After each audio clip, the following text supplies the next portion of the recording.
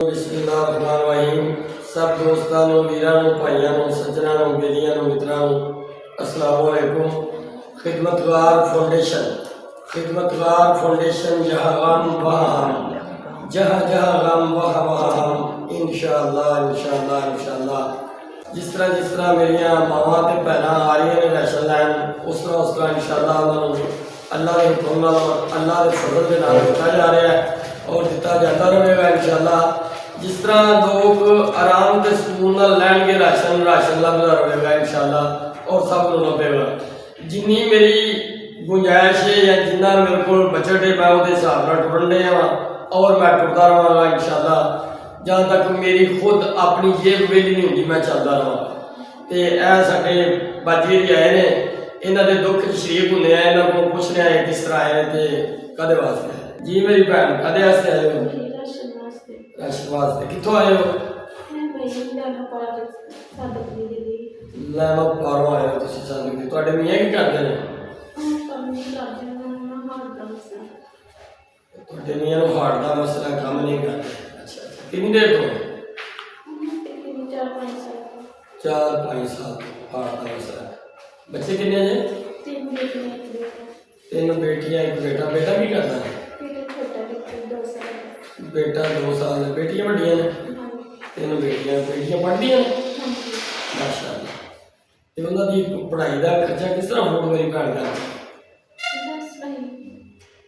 किधर को काम शाम करदे हो? कित्थे करदे हो? लोकां दे घरां च काम करदे हो। ठीक है। मेरी भैन अपना गुजर बसर करदी है लोकां दे घरां च काम करके। ठीक है। तो मेरी भैन नूं राशन लैण आई है? ठीक है। लियाओ जी इन्हां दा राशन खाओ जी। ये असी अपनी भैन नूं इंशाअल्लाह अल्लाह के हुक्म नाल राशन देने। चावल ने,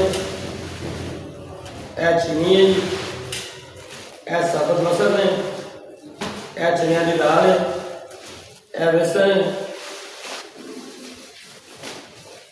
है, आटा है मेरी भैन का, 2 साबन ने मुँह धोने वाला ते बर्तन धोने वाला, बाद थोड़े। तो मेरी भैन इंशाअल्लाह कोशिश करांगे कि कोई ऐसा घर रहे जिहड़ा मेरी भैन दे नाल जिहड़ा ना काम करे। मेरी भैन दी बेटियां जिहड़ियां ने जितों तक पढ़ना चाहन उत्थों तक पढ़न अल्लाह के हुक्म नाल, अल्लाह के फजल दे नाल।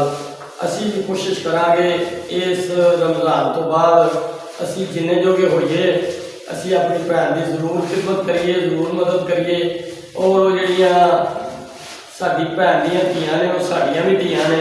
साडियां धीआं नूं पढ़ने च पढ़ाई च कोई मुश्किल कोई परेशानी पेश ना आए इंशाअल्लाह। उहदे वास्ते असीं जो कर सकते होए वो जरूर और जरूर इंशाअल्लाह करांगे अल्लाह के हुक्म नाल और अल्लाह के फजल नाल। इन्हां दा राशन दे दिओ जी इन्हां को। ते मेरी भैन जिन्ना ये राशन तुहाडे तक पहुँचाया है अपने बच्चों अगर जिस तरह अपने बच्चों को दुआवां देंदे हो इस तरह दी दुआवां उन्हां दे हक अंदर कर छड्डो।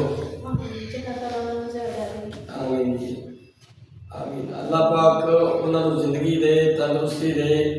अल्लाह पाक उन्हां दी सारी मुश्किलों तो, मुसीबतों तो, उन्हां नूं परेशानियों तो महफूज फरमाए। अल्लाह पाक जिन्ना तुहाडे बच्चों का सोचा मालक परवरदिगार उन्हां दे बच्चों का भी सोचे। उन्होंने होर रिज़्क नाल नवाजे मालक परवरदिगार, वसीह रिज़्क देवे ते आइंदा भी लोगों की वो इंज खिदमत करते रहन।